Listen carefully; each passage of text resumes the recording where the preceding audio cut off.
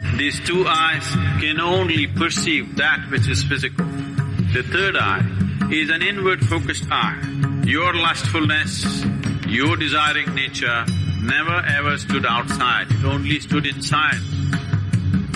Lust means it creates a sense of incompleteness within you and a longing for something. When we say Shiva, the word Shiva has become synonymous with the third eye. The third eye, what it means is, these two eyes are to look outside. These two eyes are capable of showing you the physicality of the existence. These two eyes can only perceive that which is physical. The third eye is an inward-focused eye. It's not going to open up upon your forehead.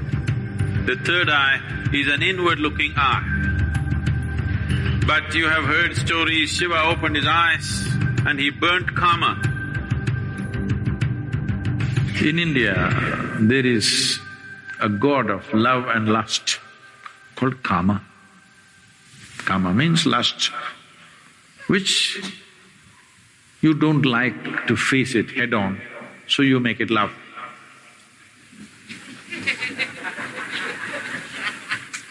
Because you need some aesthetic to it. So, he hides behind a tree and shoots an arrow at Shiva's heart. Tuck, it hits him and Shiva gets a little disturbed. Then he sees it's Kama. That is, it's his own lust coming up. Then he opened up his third eye, a fiery eye, and burnt Kama. He was hiding behind the tree, but he was burnt into ashes. Then Shiva took the ashes of this burnt Kama and smeared himself. That I have put these things to rest for good.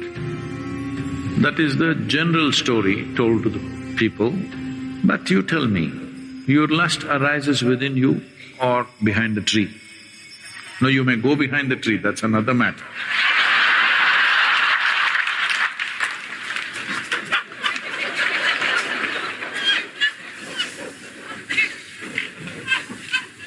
But where does it arise? Within you. Desire is not hanging outside. It is not because a beautiful woman or a beautiful man is sitting there, your desire comes. Because the desire, the karma is within you. So he opened his third eye and burned the karma within himself, not the one who is standing outside. Because he never ever stood outside. Please look at this and see.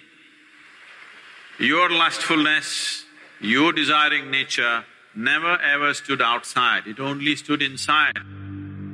So he opened his third eye, not this way, inward. Then he saw this lustfulness, which essentially means that some aspects are built into you which makes you feel incomplete. So you think you will find completion only by going towards something or somebody. Lust is not just about opposite sex. Shopping is lust. Because you have to go towards something, only then life will be complete. Every desire is lust, because without that I cannot exist. I want that, because only when I have that, this will be complete. It may be a thing, it may be a position, it may be power, it may be sexuality, it doesn't matter what it is. Essentially, lust means it creates a sense of incompleteness within you and a longing for something that it makes you feel if you don't have that, you are not complete. So he decides to burn the karma within himself.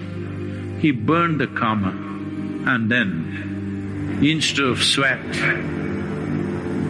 ash oozed out of the pores of his body. This is the yogic story.